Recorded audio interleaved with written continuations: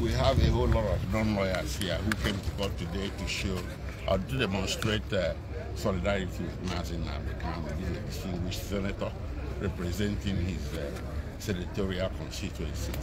But you see, the ruling today was in part disappointing and in part satisfactory. A lot of people might say it's a bit ambiguous, so I'm going to speak very briefly so that I do not preempt what is going to come out of the registry of the court. We are going to promptly apply for certified true copies of what the justice stated in court today. But some things that he made clear were as follows: that number one, Mazi Nnamdi Kanu was enjoying his bail when his house was invaded, and that was wrong.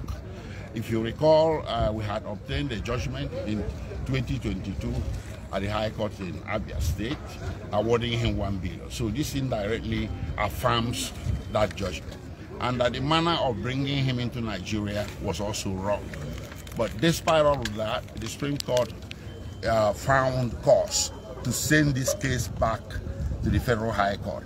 And sending it back to the Federal High Court is actually called remission. And when they remit with instructions. We don't know yet what those instructions are because we don't have certified true copies of the judgment and the judgment order. So in days to come, that will be available and will be made available to the press. Okay, please, when the judge said yes, appeal and cross appeal, what does it mean? Well, the government appealed against the discharge granted by the Court of Appeal, and we cross appealed, okay, against the stay of execution granted by the Court of Appeal. So these were the issues. But what came out was that the revocation of his bail was wrong. So this, in fact, has created a basis to further seek his release, you know, through some other means. So the judge is saying that the trial should continue. What does it mean for your team now? Well, basically, it's going to continue, or it's going to proceed in accordance with the instructions the Supreme Court has issued.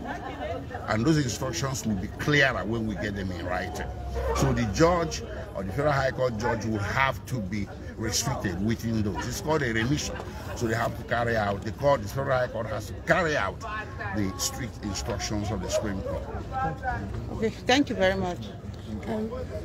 That's it. Thank you.